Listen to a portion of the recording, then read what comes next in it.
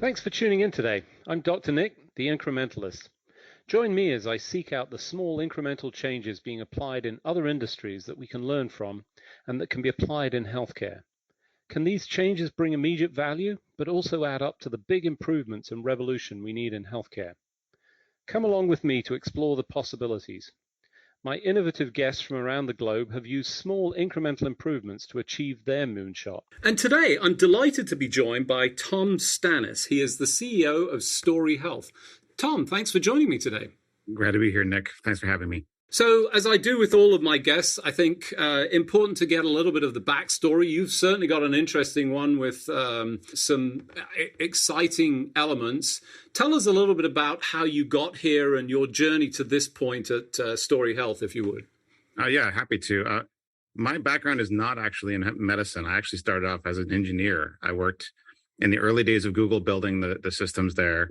And then about 10 years ago, I was riding my bike in Northern California where I live, and I got hit by a car. I have no memory of any of this because I had a concussion. I ended up waking up in the emergency department at Stanford, and they said, well, we're going to put you into a CT scan to see whether you have any broken bones. Went to the CT scan, came out, and they said, well, good news is you don't have any broken bones. However, there's this mass in your kidney. And it turns out that I had stage 1 kidney cancer and had no idea. And there's no way of knowing when it's stage 1. There's no symptoms. By the time you do have symptoms, it's typically stage 4, and the chance of survival changes dramatically. Stage 1, 95% chance of survival.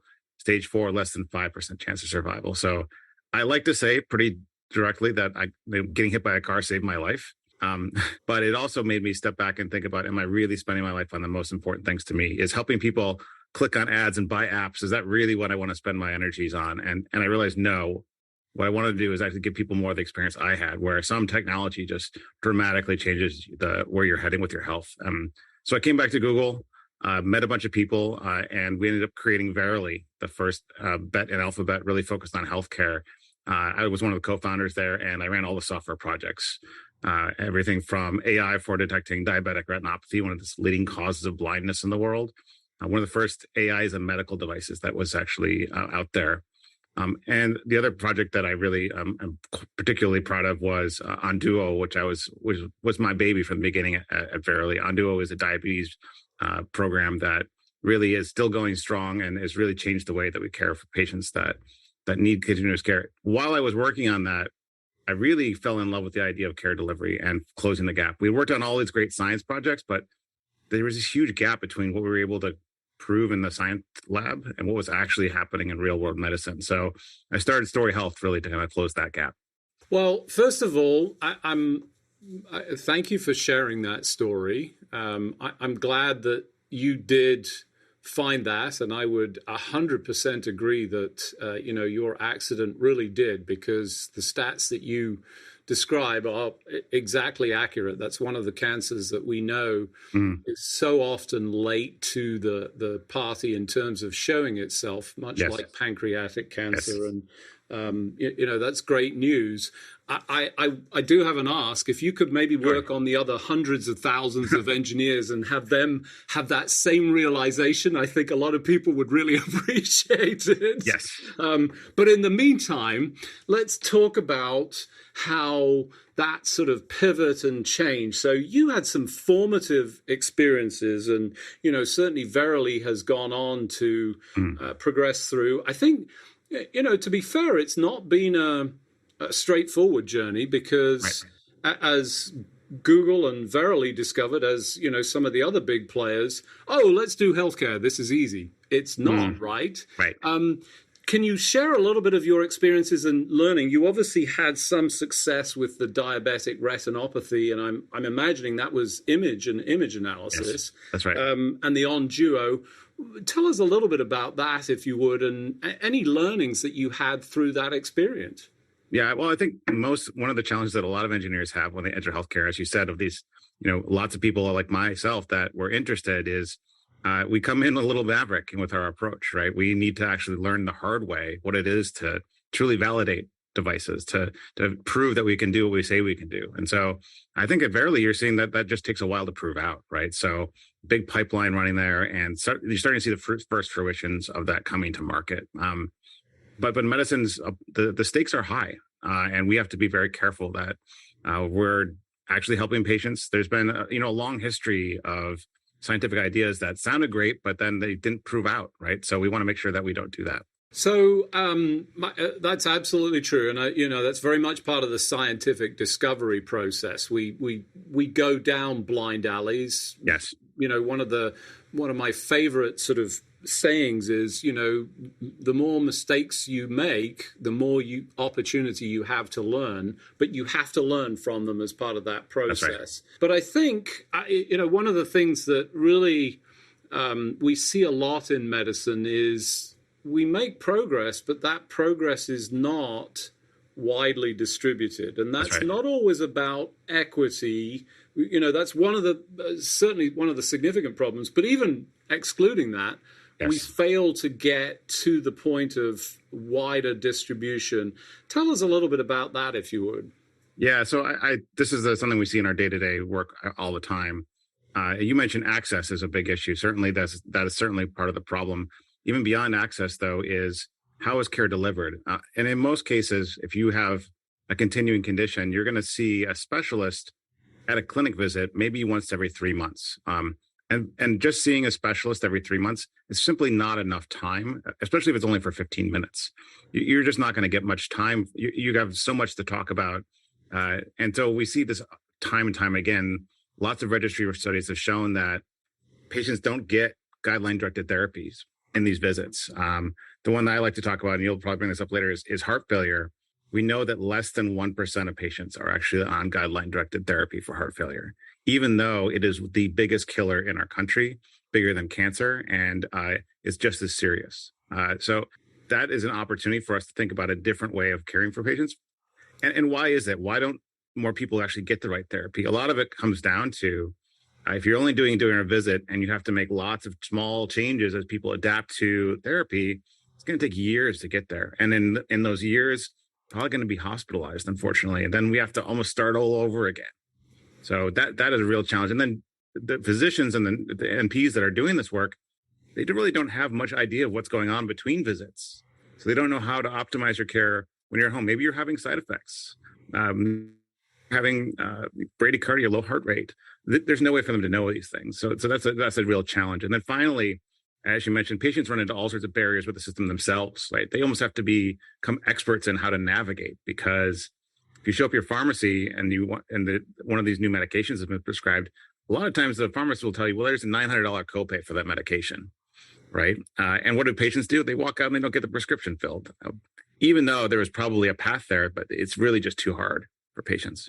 Yeah, you highlight a number of challenges for the patient journey, including obviously the cost element and the cost shifting that's taken place.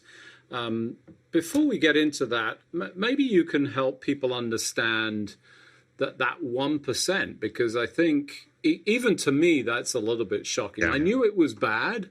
Yeah. But I have to say, I didn't think it was quite that bad. Yeah. That's an astoundingly low percentage of individuals that are following best practice. Mm. If we just improve that, if we doubled it, well, let's not get into yes. math, but right. if we just improve that and focused on that alone, yes, I'm imagining, given it's one of the top 3 killers, yep. Early intervention and so forth, lots of opportunity to not only save lives, but improve health and wellness.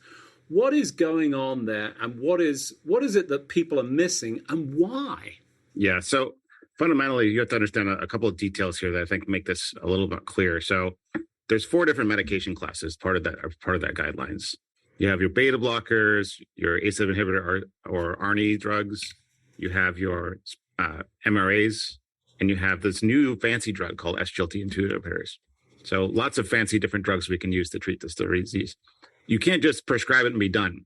It would be great if we could do that. We have to start off at a small dose of each of them and slowly increase them as the patient tolerates them. And of course, every patient's going to have a different level that they tolerate, at which point they're going to develop low blood pressure, maybe some symptoms, maybe other things, but we need to push them as high as we possibly can. You can imagine, if you were to look at all the combinations, we have to go through probably 15 different steps in the best case scenario with these patients to actually get them on the optimal therapy. 15 different medication changes is just, there's not enough time. There's not enough visits. There's not enough slots. There's not enough cardiologists. There's simply not enough with the existing clinic-based care model in order to be able to do that efficiently. You really need to think differently about how you're going to do that. And that's really where we come in is we're going to do this much more quickly. We try to do it on a 2-week schedule with the patients at home and really measure what's going on with them at home and help them get through all these barriers so that the clinician is involved the entire time, but they're more conducting the orchestra rather than having to visit with these patients on every single visit and play every instrument. So let's talk about that 2 weeks and what happens in that 2 weeks. Are you talking about, those 4 different treatment modalities, working through all 4 of those in that period of time? Yeah, so we typically change, we'll make one change to medication every 2 weeks. But I mentioned that there's a lot of different side effects. So we need to watch out for the vital sign side effects, the symptom side effects. And for a lot of these drugs, we need to have labs drawn, frankly, to see whether you have kidney issues. So all those things we need to get through pretty quickly. And the only way to do that is really to orchestrate a set of home services to make it happen. So as I'm listening to this, I'm thinking that, some of this is flow or workflow, ultimately, sort of driving people through this process.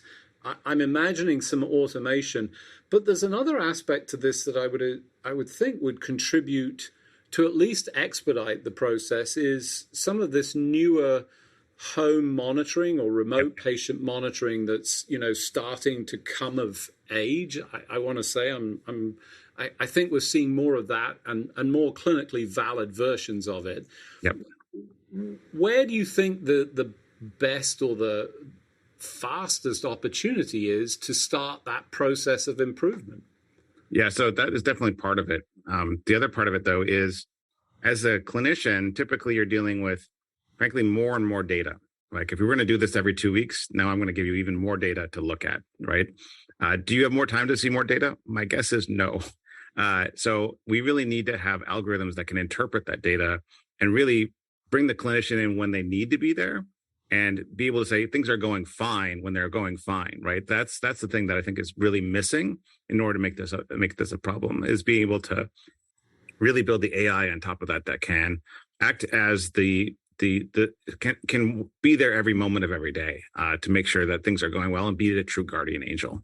So if that's the sort of critical component to this, you're now playing what I would call interference in between the physician and the patient to try and reduce that data flow. In my mind, it's never a data problem. It's always a filter problem. You're filtering appropriately. But that now starts to cross into clinical activity. Where are you with that process and validating that? Yeah, so we think of it as the typical term is clinical decision support, right? And there's kind of 2 forms of this. One is the way where, hey, I know exactly what the rules are, and I set them up myself as a clinician, and I can kind of ensure that they're working, right? And then there's the kind of more magical version of clinical decision support, where there's some AI that's just like figuring it out behind the scenes and deciding, right? We are very much in the first camp today, right? We can set up systems that are explainable. That's the only way to do this, really, in a way that, frankly, is safe. We will get to the point where we'll have clinically validated AI algorithms that can do it. But I think we're still in the process of validating that part of it. And I want to be sure that it's there because it's a great opportunity to take the burden off, because it's really hard to tune these rules because every patient's different. Like, oh, what does a heart rate less than 50 mean? Is that a problem? Well, sometimes it is, sometimes it isn't, right? So we have to be, and the promise of the AI algorithms is they can actually see that difference, be able to interpret that. But we're a little ways away from being able to truly trust that.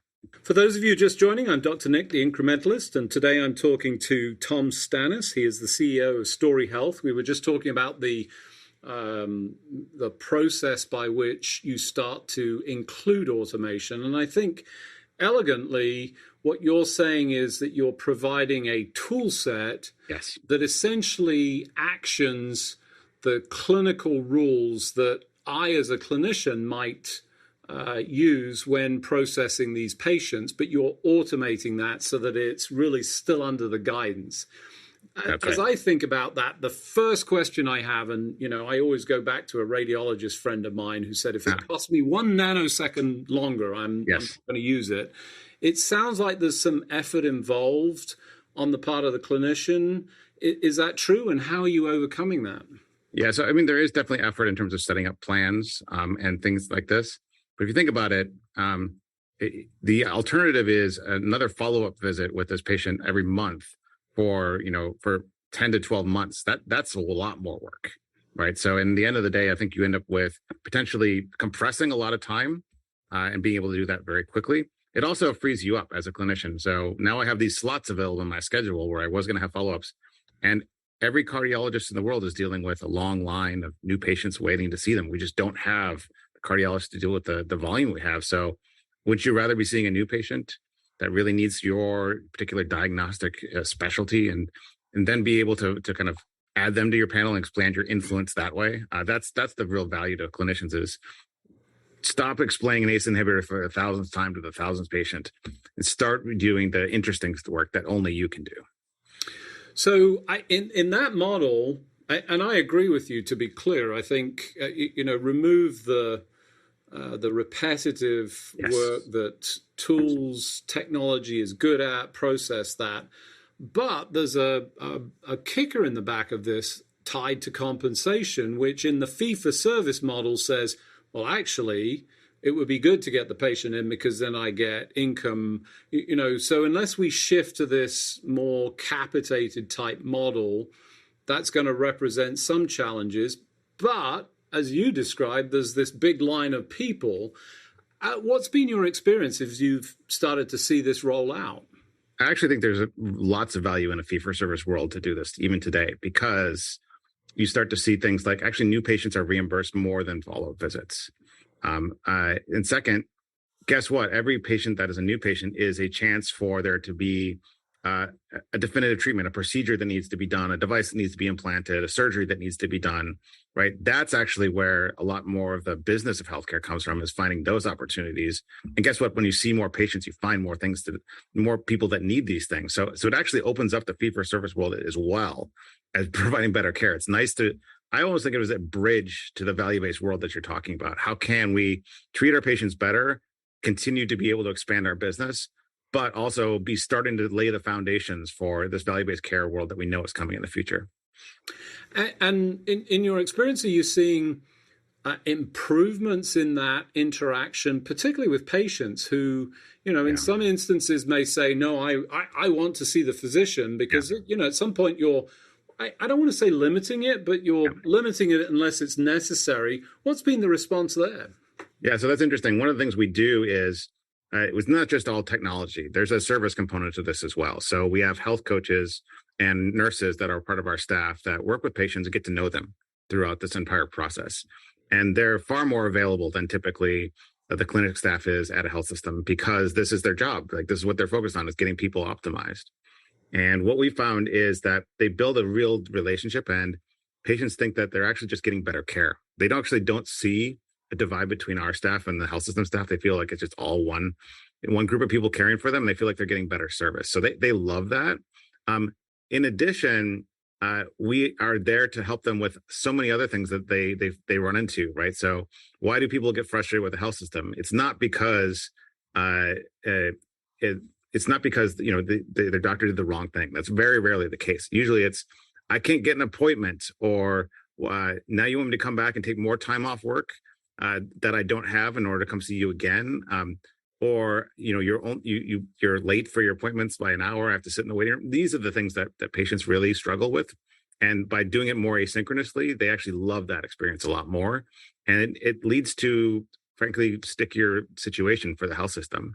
The no-show rate we have for patients that come back for visits, it's 3 to 6%. Whereas you see in the industry, it's more like 10 to 20%. So by building that continuous relationship, you actually build a stronger relationship so they come back to the clinic as well.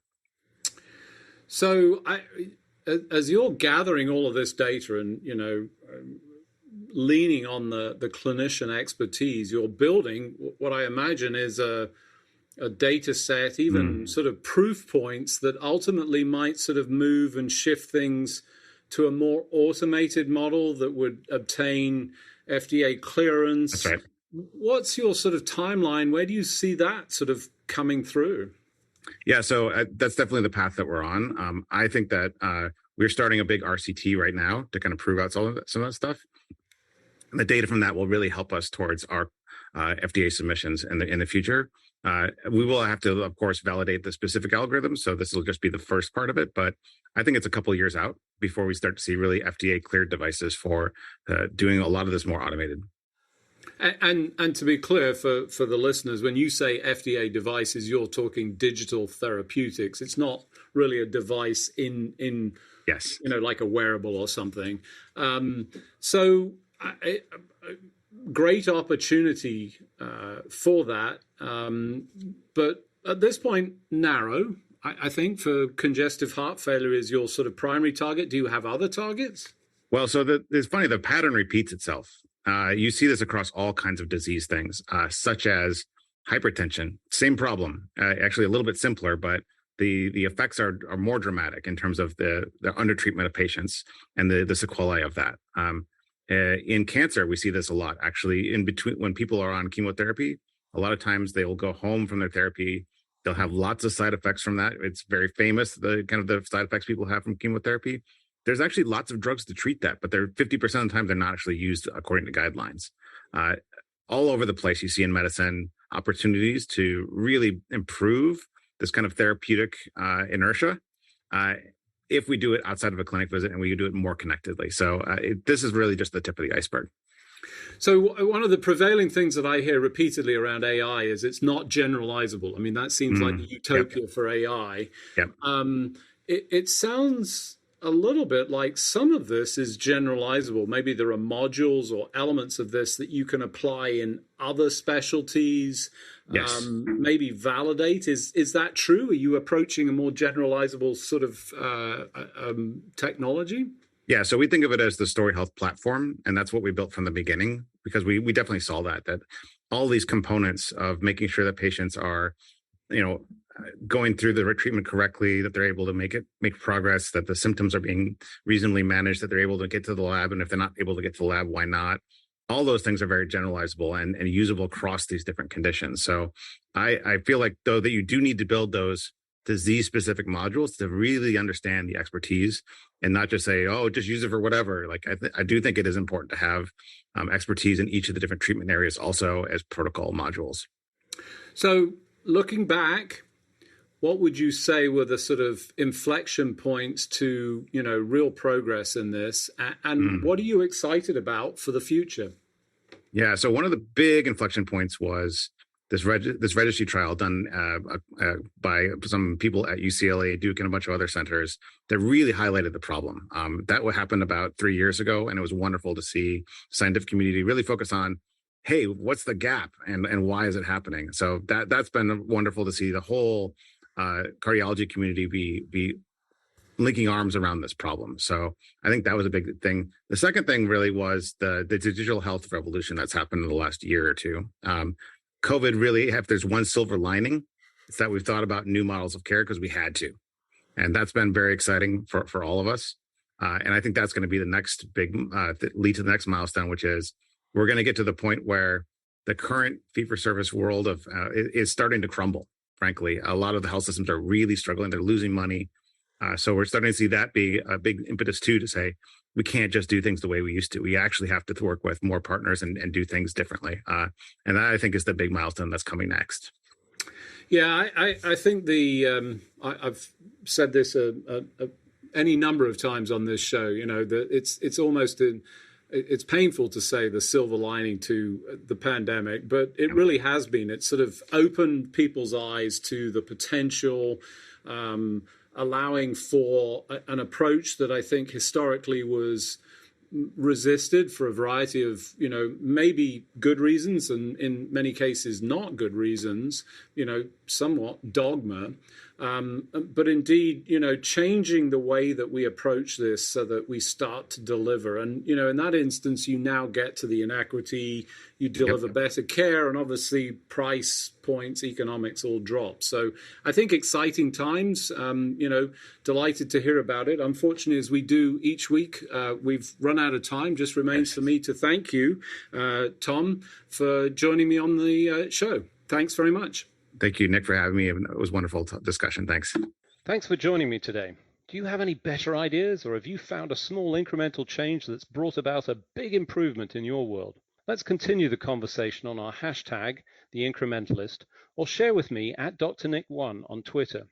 You can find more information about the show on our program page at healthcarenowradio.com. And tune in next time to hear my discussions with leaders and innovators from around the globe who've revolutionized their space by using small incremental improvements to achieve their moonshot. I'm Dr. Nick, the Incrementalist, and I'm starting a revolution through evolution.